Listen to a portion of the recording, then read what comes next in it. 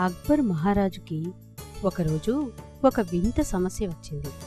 Iran మహారాజు అక్బర్ మహారాజుకి 3 ప్రతిమలు పంపి వాటిలో ఏది ఉత్తమమైనదో, ఏది మధ్యమమైనదో, ఏది అధమమైనదో కనుక్కొని తమకు తెలియచేయమని చెప్పారు.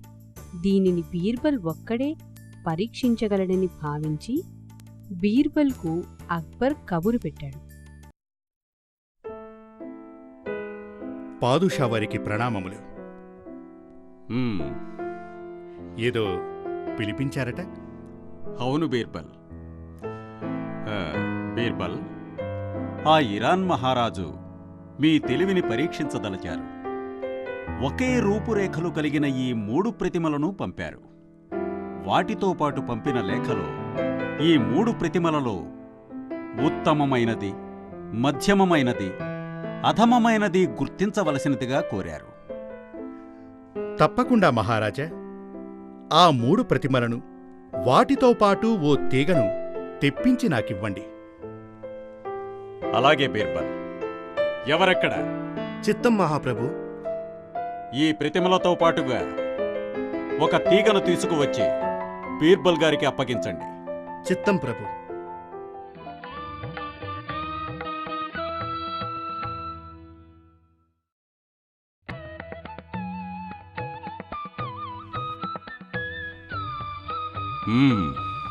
బీర్బల్, ఆ ప్రతిమలలో ఏది ఉత్తమమైనదో, ఏది మధ్యమమైనదో, ఏది అధమమైనదో గుర్తించగలిగారా?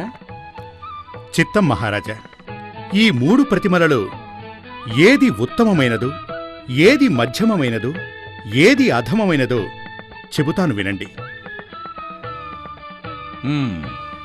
అయితే చెప్పండి బీర్బల్. ఈ 3 ప్రతిమలను బాగా పరీక్షించాను మహారాజా. మీరు కూడా గమనించే ఉంటారు.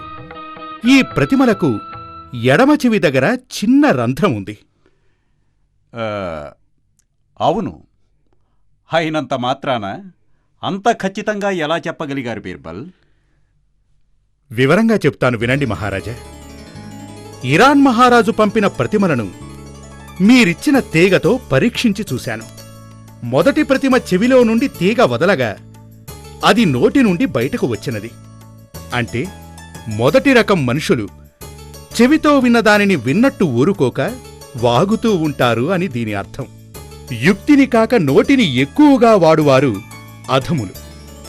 ఇక రెండవ రకం ప్రతిమను చూస్తే తీగను చెవిలో నుండి బయటకు వదలగా అది మరొక చెవిలో నుంచి బయటకు వచ్చినది.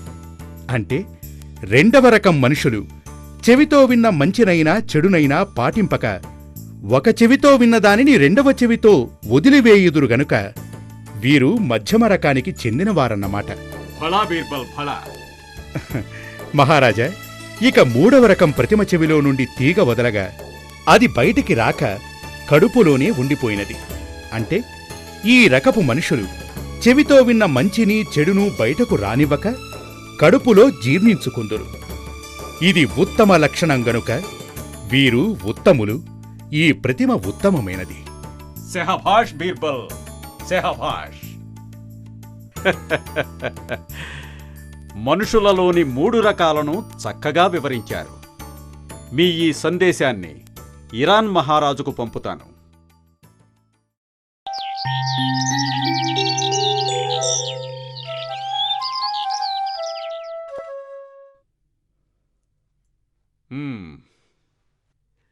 మహారాజా, వారి నుంచి ప్రతిస్పందన లభించినదా?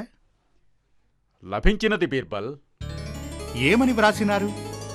మీ విశ్లేషణను, బుద్ధికుశలతను మెచ్చి ఇరాన్ మహారాజు ఈ బంగారు ప్రతిమను మీకు బహుమతిగా పంపారు. దానితో పాటు మా బహుమానాన్ని కూడా స్వీకరించండి బీర్బల్. ధన్యుణ్ణి మహారాజా, ధన్యుణ్ణి.